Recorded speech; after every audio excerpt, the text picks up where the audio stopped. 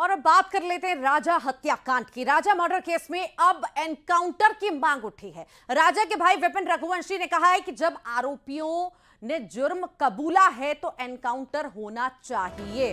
तो वहीं उन्होंने सोनम के परिवार पर विश्वासघात करने के भी आरोप लगाए। तो अलग अलग बयान लगातार सामने आने से पहले आपने देखा होगा कि जो राजा के पिता ने भी बयान दिया था और कहा था कड़ी से कड़ी सजा इसे मिलनी चाहिए, हत्यारन है ये सोनम, जिस तरह से मेरे बेटे को इसने खत्म किया। मां ने भी नरबली की आशंकाएं जताई थी और कई तरह के आरोप लगाए थे, कहा था ये हत्यारन है, इसने मेरे बेटे की नरबली दी है, इसे सजा मिलनी चाहिए, फांसी की सजा इसे दो कि मिसाल पेश हो इस पूरे देश में कि ऐसे गुनाह का कोई माफी नहीं है।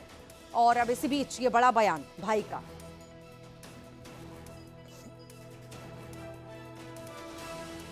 वाले खुलासे हुए हैं और इस वक्त हमारे साथ में राजा के भाई विपिन हैं, सीधे उन्हीं से बातचीत करेंगे।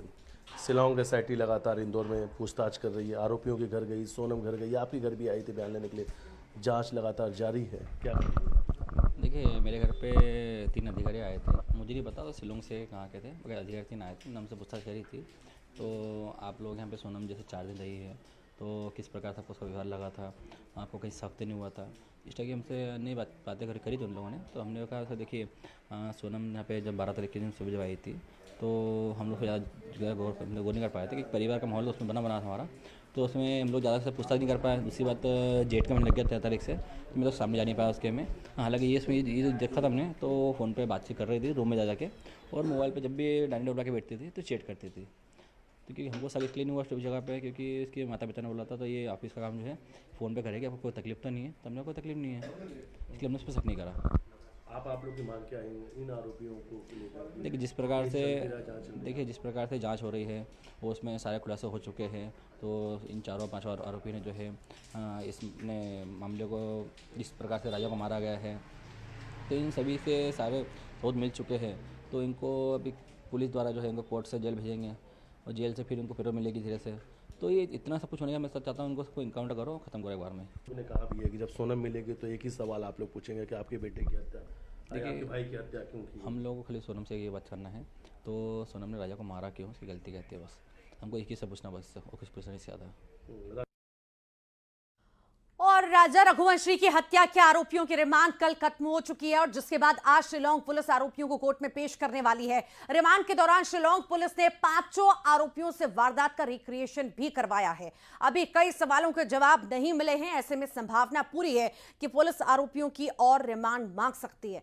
तो वहीं दूसरी तरफ शिलांग पुलिस की एक टीम इंदौर में भी है, जहां उन्होंने सोनम, राजा और राज के परिजन समेत कई लोगों से पूछताछ भी की है। जबकि मामले में संजय वर्मा मामले में भी खुलासा हुआ है। राज कुशवाहा ही संजय वर्मा निकला। राज कुशवाहा पहचान छिपाकर सोनम से हर दिन घंटों बात किया करता था। सोनम की कॉल डिटेल में नंबर मिला है, वो राज के घर के एड्रेस पर रजिस्टर्ड है।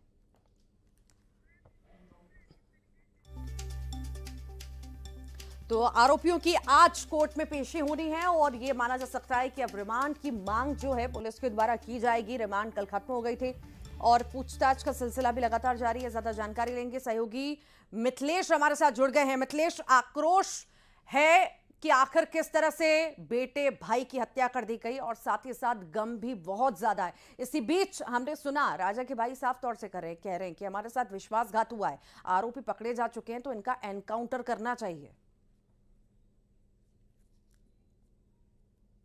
कहना यही है कि इन सभी आरोपियों का एनकाउंटर कर देना चाहिए क्योंकि इस परिवार के साथ विश्वासघात हुआ है। बोले कि कुंडली दिखाने की बात आई तो उन्होंने कहा कि कुंडली हमने दिखा लिया है। बोले शादी तक 6-6 पंडित को बदल दिया, सामने ला के 6-6 पंडित खड़े कर दिए, कुंडली एक बार भी नहीं दिखाने दिया क्योंकि शायद वो सच सबके सामने आ जाता, वो राज सबके सामने आ जाता जिस राज को सोनम के घर वालों ने छुपा रखा था।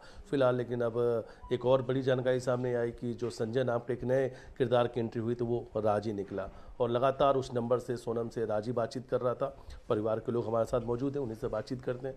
नंबर एक सामने आया, नए किरदार की एंट्री हुई और जांच में पता चला तो राजी है। जिस प्रकार से देखिए इसमें जो नया नाम आया है संजय वर्मा, तो इसी को अपन देख सकते हैं। तो जो राज है, राज सातिर कितना है, क्योंकि इसने जो नंबर चेंज कर दिया, नाम चेंज कर दिया है, नाम चेंज करके जो है सोनम से लगातार बात कर रहा है और इन लोगों की जो प्लानिंग जो है इसमें जिस प्रकार से इन्होंने प्लानिंग करी है तो इन लोगों की शादी के पहले की प्लानिंग कंफर्म है, क्योंकि जिस प्रकार से राजा से ना बात करते हो राज से बात कर रही है वो, तो ये बोल सकते अपन है। तो इनमें इनका जो प्यार था, इस प्यार में ये चाहते नहीं थे कि बीच में कोई आ जाए इनके। कोई बीच में नहीं आ जाए।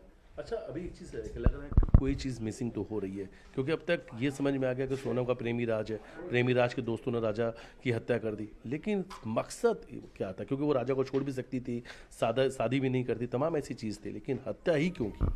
देखिए ये चीज़ तो हम लोग समझ नहीं पा रहे हैं, तो इसने राजा को मारा क्यों? बस हम लोग भी चाहते हैं कि सोनम जब भी इंदौर आएगा कभी, तो उससे हम लोग एक पूछताछ भी यही पूछेंगे जरूर उससे, तो सोनम ने राजा को मारा क्यों, वो मारा क्यों पिला, क्योंकि उसको यहाँ से लेके गए क्यों, लेके गए तो मारा क्यों उसको? बस हम लोग अभी तक समझ नहीं पा रहा उससे आगे गलती इसमें कहाँ थी, किस प्रकार से रायन गलती करी है, क्या रायन बोला है, तो इसको मानने कहीं ना कहीं कड़ी से कड़ी कार्रवाई की मांग हो रही है कि ये मिसाल पेश हो और जिस तरह